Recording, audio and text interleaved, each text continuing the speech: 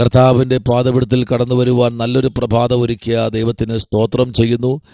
അനേകർ ഈ ഭൂപരപ്പിൽ നിന്ന് മാറ്റപ്പെട്ടുകൊണ്ടിരിക്കുമ്പോൾ ആമേൻ, നമുക്കൊരു അവസരം കൂടെ ദൈവസ്ഥലിൽ കടന്നു വരുവാൻ കർത്താവ് നൽകിയല്ലോ. അത് ഓർത്ത് കർത്താവിനെ സ്തുതിക്കുന്നു. ഇന്ന് പകലിൽ അല്പനിമിഷം ചിന്തയ്ക്കായി ആമേൻ വെളിപ്പാട് പുസ്തകം അതിൻ്റെ ആമേൻ 5-ാമത്തെ അധ്യായം 11-ാമത്തെ വാക്യം ഇങ്ങനെ വായിക്കുന്നു.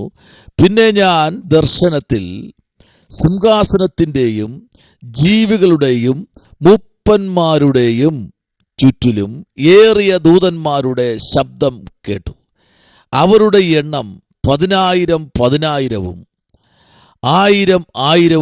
ആയിരുന്നു. Price the Lord. ഇന്ന് പകലിൽ ഇവിടെ പത്മോസ് ദ്വീപിൻ്റെ അകത്തായിരിക്കുന്ന, അവിടെ അകപ്പെട്ട് കിടക്കുന്ന യോഹന്നാൻ എന്ന അഭിഷക്തൻ കാണുന്ന ദർശനം, ഇന്ന് പകലിൽ എന്നെ കേൾക്കുന്ന അഭിഷക്തന്മാർ, ആമേൻ, അഭിഷക്തമാര്, കർത്താവിന് വേണ്ടി ഈ നാളുകളിൽ കർത്താവ് ശക്തമായി കരങ്ങളെടുത്ത് ഉപയോഗിക്കുന്ന, ആമേൻ, ഞാൻ സ്നേഹിക്കുന്ന, ഞാൻ ബഹുമാനിക്കുന്ന അഭിഷക്തന്മാരും അഭിഷക്തമാരും ഈ ശബ്ദം കേൾക്കുന്നെങ്കിൽ, ആമേൻ, നിങ്ങളിന്ന് പകൽക്കാലം ദൈവസന്നിധിയിൽ ഒന്നുകൂടെ ഒന്ന് സമർപ്പിക്കാൻ തയ്യാറാണെങ്കിൽ, ആമേൻ, ഇവിടെ പത്മോസ് ദ്വീപിൽ കിടക്കുന്ന യോഹന്നാൻ കേട്ട ശബ്ദം ഈ പകൽക്കാലം കേട്ട് യാത്ര ചെയ്യാൻ തയ്യാറാണെങ്കിൽ, ഈ വചനം ഇന്ന് പകൽക്കാലം ആമേൻ നിങ്ങളെ ബലപ്പെടുത്തുവാൻ പോകുകയാണ്. ശമനപരഗതുനി ഹല്ലേലൂയ.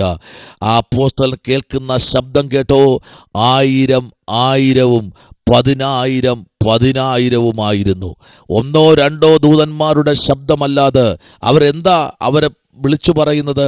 എന്താ അവർ ഒച്ചയിടുന്ന ശബ്ദം?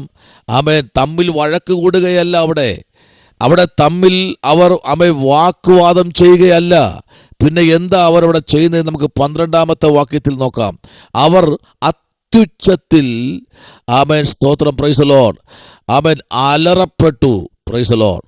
കുഞ്ഞാട് ശക്തിയും ധനവും ജ്ഞാനവും ബലവും ബഹുമാനവും മഹത്വവും സ്തോത്രവും ലഭിപ്പാൻ യോഗ്യനെന്ന് പറഞ്ഞു. നോയിക്കേ, അവരവിടെ അലറുന്ന വിഷയം, അല്ലെങ്കിൽ അവർ ആർത്തിയോടെ ആവേശത്തോടെ അവർ സ്തുതിക്കുന്നത് മറ്റൊന്നുമല്ല. ആമേൻ, സ്തോത്രം. കുഞ്ഞാട് ശക്തിക്ക് യോഗ്യനാണ്. 2 ധനം അവൻ്റെ പക്കലുണ്ട്.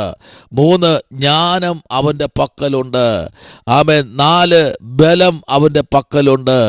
5 ബഹുമാനം അവൻ്റെ പക്കലുണ്ട്. 6 മഹത്വം അവൻ്റെ പക്കലുണ്ട്. 7 സ്തോത്രം ലഭിപ്പാൻ അവൻ യോഗ്യനാണ്. ഇന്ന് പകലിൽ ദൈവപൈതലേ, ഇത്രയും ക്വാളിറ്റികൾ നിറയപ്പെട്ട ഒരു ദൈവത്തെ ആരാധിപ്പാൻ നീ മടിച്ചിരിക്കുകയാണോ?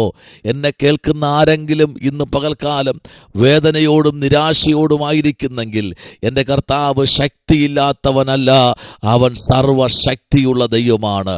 എൻ്റെ കർത്താവിൻ്റെ കയ്യിൽ ധനമില്ലാത്ത ദൈവമല്ല, എൻ്റെ കർത്താവിൻ്റെ കയ്യിൽ ധനമുണ്ട്. നിനക്ക് ജ്ഞാനമില്ല എന്ന് പറഞ്ഞ് എല്ലാവരും മാറ്റി നിർത്തുമ്പോൾ, എൻ്റെ കർത്താവ് ജ്ഞാനം നിനക്ക് തരാൻ പോകുന്നു.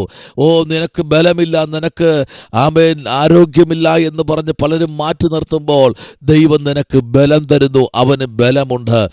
നിന്നെ ആരും ബഹുമാനിക്കില്ല എന്ന് പറഞ്ഞ് മാറ്റി നിർത്തി കളിയാക്കുമ്പോൾ, നിന്നെ ആരും ബഹുമാനിക്കാതിരിക്കുമ്പോൾ, നിന്റെ ദേശത്തിലോ നീ പാർക്കുന്ന ഭവനത്തിലോ ആരും നിനക്ക് റെസ്പെക്റ്റ്, ബഹുമാനം തരാതിരിക്കുമ്പോൾ, കർത്താവ് പറയുന്നു, ഞാൻ നിന്നെ ബഹുമാനിക്കും. അവൻ ബഹുമാനമുള്ളവനാണ്. അടുത്ത് പറയുകയാണ്, നിന്നെ ആരും, ആമേൻ, സ്തോത്രം, പ്രൈസ് ആദരിക്കുന്നില്ല എങ്കിൽ, നിന്നെ ആരും ചേർത്ത് പിടിക്കുന്നില്ല എങ്കിൽ, കർത്താവ് പറയുക, ആമേൻ, ഞാൻ മഹത്വമുള്ളവനാണ്. ഹല്ലേലൂയ, പ്രൈസ് ദി ലോർഡ്. അടുത്ത കർത്താവ് പറയുക, ഞാൻ യോഗ്യനാണ്. പ്രൈസ് ദി ലോർഡ്, ആമേൻ.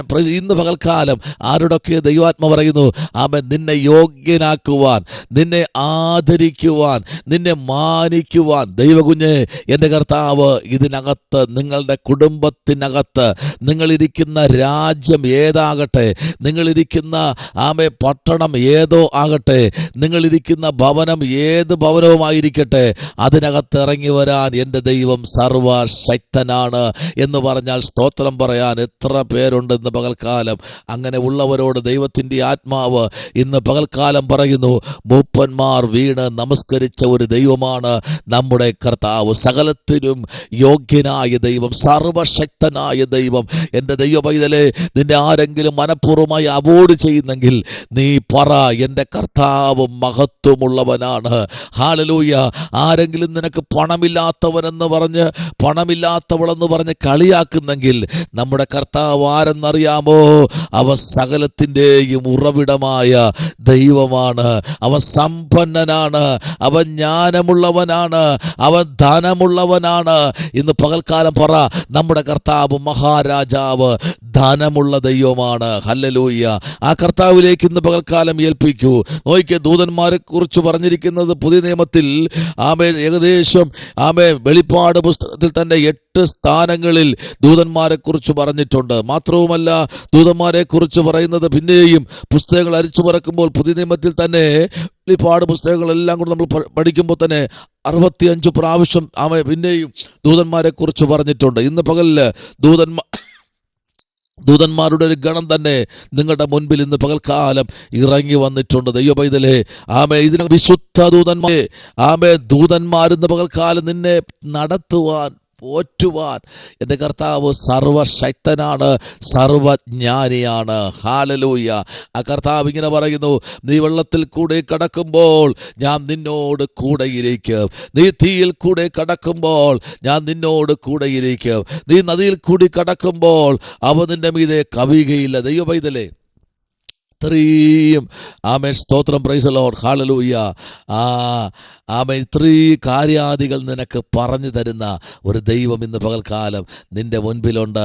ആ കർത്താവിന് നമുക്ക് ഇന്ന് പകൽക്കാലം ആ കർത്താവിനോട് പ്രാർത്ഥിക്കുക. ദൂതന്മാർ വീണ് നമസ്കരിച്ചതുപോലെ, മൂപ്പന്മാർ വീണ് നമസ്കരിച്ചതുപോലെ ഇന്ന് സകല ചരാചരങ്ങളും സകല സൃഷ്ടികളും കർത്താവിന് നമസ്കരിക്കുന്നത് പോലെ ഇന്ന് പകൽക്കാലം നമുക്ക് പറയാം, ഈ കർത്താവ് ആരാധനയ്ക്ക് യോഗ്യനായ ദൈവമാണ്.